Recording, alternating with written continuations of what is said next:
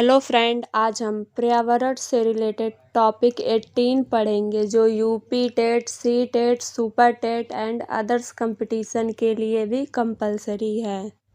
जैसे आपका question first है, जब जल वाष्प वायुमंडल में अवक्षेपित होकर द्रव के रूप में पृथ्वी पर गिरती है तो उसे कहते हैं। इसका आंसर होगा वर्षा। जल चक्र के अनुसार पृथ्वी के जलीय क्षेत्रों से जल तथा जलवाष्प के रूप में ऊपर उठती है तथा निम्न ताप के कारण पुनः संघनित हो जाती है और वर्षा के रूप में पृथ्वी पर आ जाती है। उसके बाद क्वेश्चन सेकंड है, भारत के किस राज्य में सर्वाधिक वर्षा होती है? इसका आंसर होगा मेघालय। मानसीराम मेघालय में स्थित है जो अपनी प्राकृतिक सुंदरता और अत्यधिक वर्षा के कारण प्रसिद्ध है।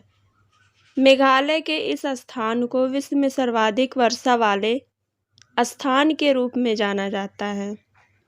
मानसीराम में 1221 सेंटीमीटर वर्षा होती है। उसके बाद क्वेश्चन थर्ड है, निम्न में से कौन सा सागर यूरोप को अफ्रीका से अलग करता है?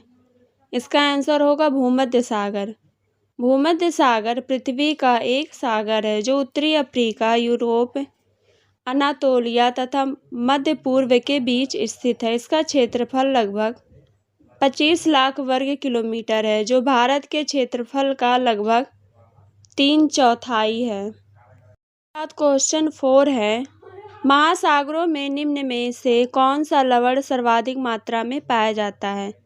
इसका आंसर होगा सोडियम क्लोराइड।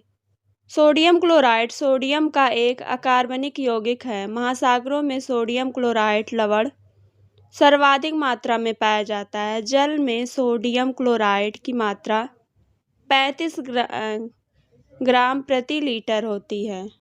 उसके बाद क्वेश्चन 5 है, 71% पृथ्वी का तल ढका हुआ है। इसका आंसर होगा जल से। पृथ्वी का 71% जल महासागरों एवं जल द्वारा तथा 29% भाग स्थल के द्वारा ढका हुआ है। उसके बाद क्वेश्चन 6 है, महासागर पृथ्वी पृष्ठ के अधिकांश जगह आवृत किया है जो है लगभग। इसका आंसर होगा 3/4। उसके बाद क्वेश्चन 7 है, समुद्र का कितना प्रतिशत जल पीने योग्य है? इसका आंसर होगा 0.65%। समुद्र के जल की मात्रा 0.65% जल ही पीने योग्य है क्योंकि जल की अधिकांश मात्रा समुद्र के क्षारकता के कारण पीने योग्य नहीं होती है। उसके बाद क्वेश्चन 8 है, निम्नलिखित में से कौन सा महासागर ऑस्ट्रेलिया के पश्चिम और अफ्रीका के पूर्व में स्थित है? इसका आंसर होगा हिंद महासागर। ऑस्ट्रेलिया महाद्वीप पश्चिम तथा अफ्रीका महाद्वीप के पूर्व में हिंद महासागर स्थित है। हिंद महासागर भारत के दक्षिण में स्थित है।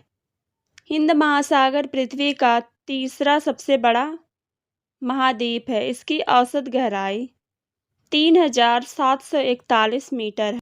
उसके बाद क्वेश्चन 9 है, विश्व की सबसे गहरी समुद्री खाई कौन सी है? इसका आंसर होगा मरीना की खाई। प्रशांत महासागर में पूर्वी तथा पश्चिमी किनारों पर महासागरीय गर्त की लगभग एक निरंतर श्रृंखला मिलती है जिसमें मेरियाना की खाई विश्व की सबसे गहरी समुद्री खाई है। इसकी गहराई लगभग 11,034 मीटर है। यह खाई फिलीपींस के पूर्व में स्थित है।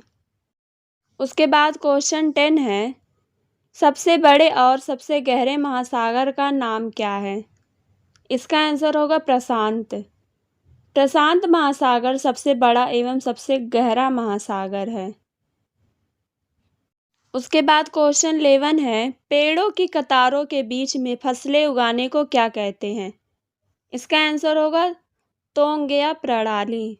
पेड़ों की कतारों के बीच में फसलों को उगाने की प्रणाली को तोंगेया एक बर्मी शब्द है जिसका अर्थ होता है पहाड़ों पर खेती। इसके बारे में 1890 में डॉक्टर ब्रांडिस ने बताया पेड़ों के बीच बीच में पौधे या फसलों को उगाया जाता है। उसके बाद क्वेश्चन 12 है, झूम खेती होती है। इसका आंसर होगा मेघालय।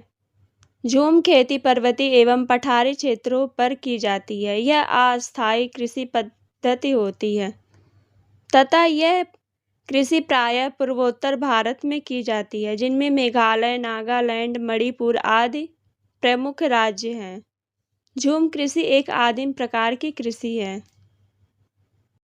उसके बाद क्वेश्चन 13 है, निम्न में से किस मृदा का निर्माण लावा द्वारा होता है? इसका आंसर होगा काली मिट्टी। काली मिट्टी का निर्माण ज्वालामुखी से निकलने वाले लावा से होता है। भारत में यह लगभग 5 लाख वर्ग किलोमीटर में फैली है। महाराष्ट्र में इस मिट्टी का सबसे अधिक विस्तार है। उसके बाद क्वेश्चन 14 है, निम्न में से किस मिट्टी का विस्तार भारत के सर्वाधिक क्षेत्र पर है? इसका आंसर होगा जलोढ़ मिट्टी। भारत के सर्वाधिक क्षेत्रों पर जलोढ़ मिट्टी का विस्तार है। भारत के भूभाग के लगभग 40 से 45% भाग पर जलोढ़ मिट्टी पाई जाती है। जलोढ़ मिट्टी का निर्माण नदियों द्वारा बहाकर लाई गई मिट्टी से होता है।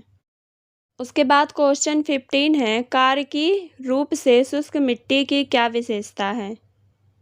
इसका आंसर होगा मिट्टी में लवण सांद्रता अधिक होगी। कार्की रूप से शुष्क मिट्टी में लवणों की सांद्रता अधिक होती है। को वीडियो पसंद आया हो तो लाइक, शेयर और सब्सक्राइब करना ना भूलें। Thank you.